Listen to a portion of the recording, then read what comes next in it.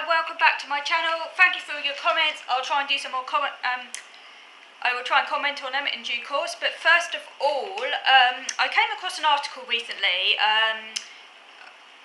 It was actually on just when I was googling around, and it's an article from ADHD magazine, which is a magazine about ADHD specifically. And it was an article in that magazine entitled "Sometimes My ADHD Looks a Lot Like Autism." And this article was published very recently, December 22, so it must be, very recent because we are in December of 2022, by someone called Elizabeth Broadbent. And Elizabeth Broadbent is someone with ADHD, and she was diagnosed in adulthood.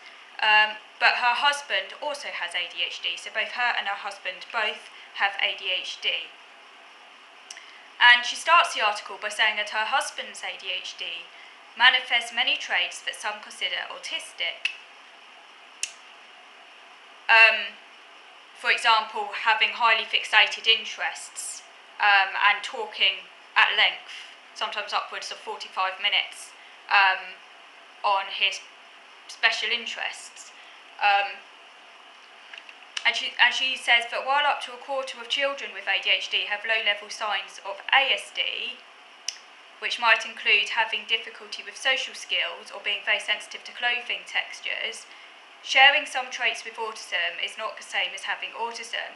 Claiming a neurodiversity you don't have is gross, she says. Well, I agree with her, though I call it neurodisability, not neurodiversity, but I agree.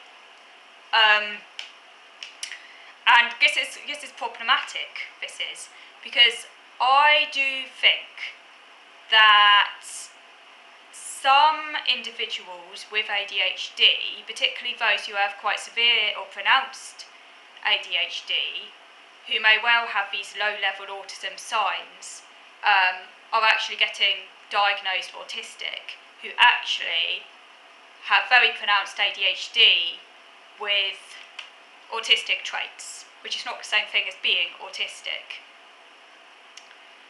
And I think part of the reason for this may well be that more support is available for autism than for ADHD.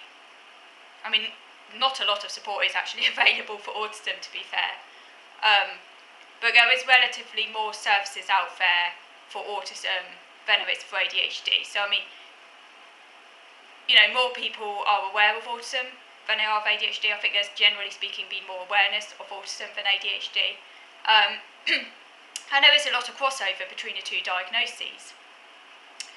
As I've said in a previous video, most autistic people will have features of ADHD, not necessarily enough for it to be clinically significant, but you'll be hard-pressed to find an autistic person who doesn't at least have some features of ADHD. Because being autistic in and of itself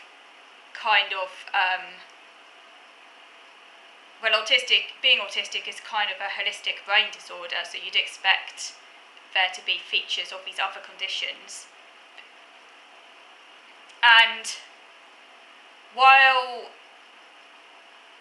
it's less of the case the other way around, that's to say most people with ADHD are not autistic, nevertheless, it is still very common to find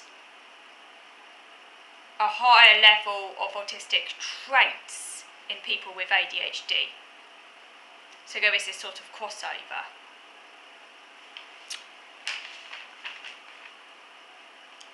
She says here that sharing some traits with autism is not the same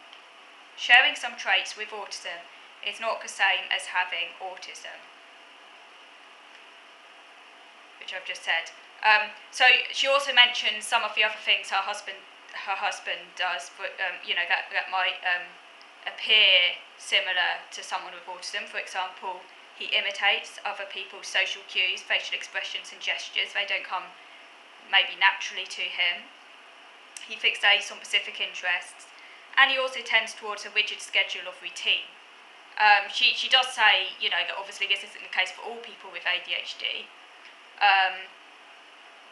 Some people with ADHD, I guess there's maybe a stereotype of people with ADHD that they all hate routine and they all like, spontaneity and stuff like that, almost like the antithesis of autism. But that's not the whole picture, because clearly there are some people with ADHD who do actually really need routine, but aren't autistic. I guess it depends on how the ADHD affects a person, and maybe, there must just be different variants of ADHD, I guess, a bit like there are different types of autism. So again, she also says, she herself also has ADHD, and she has many traits associated with autism. So she also has fixations. She has problems with social and emotional reciprocity, so she interrupts people a lot, she monologues, she stims, self-stimulatory behaviour. And her ADHD insists on daily sameness, and she has sensory overload. So all of those features, you might be thinking, autism tick, autism tick, autism tick, and yet she's adamant she's not autistic, neither is her husband autistic. They have ADHD, but their ADHD means that they have these features which can also occur in people with autism, but obviously in their case to a far less pronounced extent than would occur in autism. And that's the key thing really, isn't it? The extent to which someone has these features that occur in autism. In their case, they're clearly not clinically significant, because if they were, they'd also be diagnosed autistic.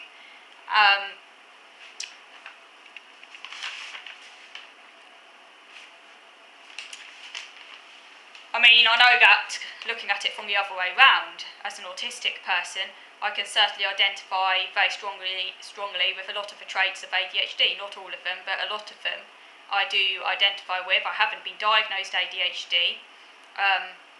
I don't know whether I would also meet the criteria for ADHD, because I haven't been assessed for ADHD, only for autism. And bearing in mind that when I got assessed for autism back in 2008, 2009, you couldn't be diagnosed with both. Prior to 2013, if you were diagnosed as being autistic, that was a diagnosis of exclusion. You couldn't then be diagnosed with any other developmental condition. Obviously, people who had acquired other developmental condition diagnoses before their autism diagnosis, those diagnoses would still stand. So someone might have been diagnosed first with ADHD, maybe in childhood, dyspraxia, and then finally in adulthood diagnosed with autism. Autism being a kind of holistic interpretation of their difficulties, which in a sense trumps those other previous diagnoses, but they could still keep those other diagnoses. But someone who was being assessed for the first time, if they were found to, it was a diagnosis of exclusion, so it was like you either had ADHD or you had autism, you couldn't have both. If you had autism, it was kind of assumed that part of that profile would include bits of ADHD, maybe bits of dyspraxia.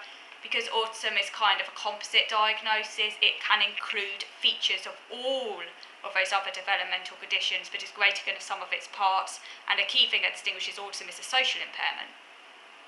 But like I say, autism is holistic and does include features of those other conditions.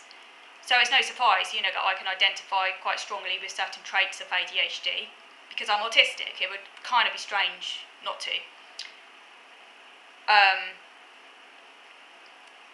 Executive dysfunction is a very big part of ADHD. It's often said to be the driving factor behind the symptoms of ADHD. Executive dysfunction is also a very big part of autism. The difference is that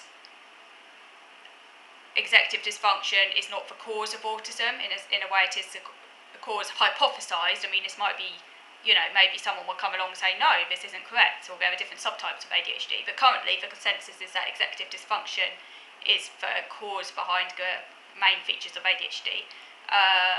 Whereas in autism, the main cause of autism, or at the cognitive level, is said to be theory of mind. But because autism is a composite diagnosis, and it also, as well as being a social impairment, which is what kind of distinguishes autism from the other conditions, the other conditions are in a sense part of autism, if that makes sense. So an autistic person will have features of loads of other developmental conditions, possibly not up to the point of being clinically significant, but they will have features of those other conditions, dyspraxia, ADHD, maybe learning difficulties, depending on the person, obviously. Some will have more or less, because it's all a very individual thing, making up for person. But the thing that distinguishes autism is the social impairment, which you don't find in those other conditions. So it's almost like autism is all of those conditions plus social impairment. And that is why they didn't diagnose those other conditions along with autism. Because it was almost a given, if you were autistic, you'd have features of those other conditions. I sort of, in a way, wish that had been kept the same, because things were more simple back then. Now we're seeing lots of people getting an endless train of diagnoses, one after the other. I notice this a lot in these highly able neurodiversity people, by the way. For example, Christine McGuinness has gone and got a diagnosis of dyspraxia and ADHD. And I'm like thinking, just like, why? Like, because normally I've heard that apparently if an autistic person does reach clinical threshold for those other conditions, which mean they must be pretty severe, the features of them, they're likely to be extremely disabled. So I don't quite understand how someone as able as Christine McGuinness has acquired 3 diagnoses. I don't get that. But anyway, so let me know what you think about that. Now I'm going to move over to video number 2 now, just to go through a few more of those comments. I won't be able to cover all of the comments, but I'll just go through a few more of them. Okay, so moving over to video number 2 now.